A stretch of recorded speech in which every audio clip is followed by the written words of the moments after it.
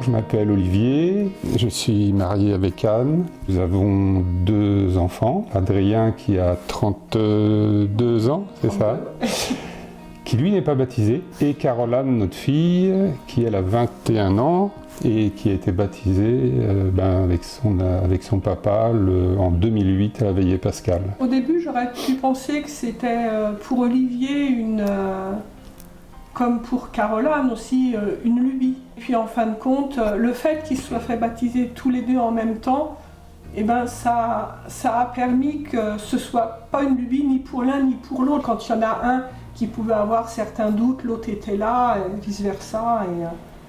Au niveau de leur baptême, ça m'a aussi montré en fin de compte ce que c'était qu'un baptême adulte, et je me suis dit j'aurais bien aimé me faire baptiser adulte. Il y a vraiment un avant et un après, et puis même au fil du temps, en relisant ma vie avant le baptême, mais de façon plus générale, oui, je vois bien que ça a changé beaucoup de choses. J'ai plus les mêmes relations déjà avec ma femme, avec mes enfants, avec ma famille en général, avec mes collègues au travail,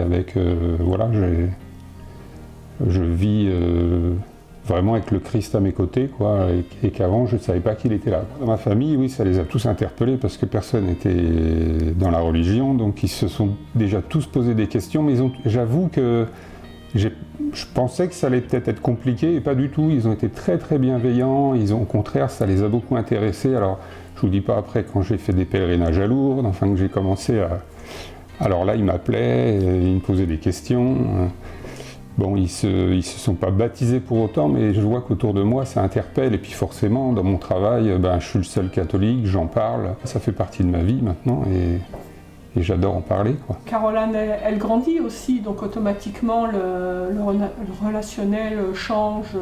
Mais c'est vrai qu'ils sont plus à l'écoute l'un de l'autre, et même nous, dans notre famille en général, on est beaucoup plus à l'écoute les uns des autres. C'est comme si c'était une soudure qui s'était faite, qui soudait en fin de compte complètement la famille. Enfin, ça laisse des traces importantes, je joue avec Caroline, parce que quand on reparle de notre baptême ou qu'on parle de Jésus tous les deux, on sent qu'on est dans l'intimité, dans l'émotion. Bon, on a souvent des larmes qui coulent quand on en parle. Voilà. Bon, déjà, j'ai un petit peu la voix qui tremble rien que d'y penser. Voilà. On a vraiment vécu quelque chose dans l'intimité avec Jésus, quoi. Pendant la préparation, elle était toute petite et elle était tout le temps présente. Elle était dans un coin en train de dessiner, mais elle était avec nous puisqu'on n'était que 3 à cette époque-là. Notre grand-fils était parti.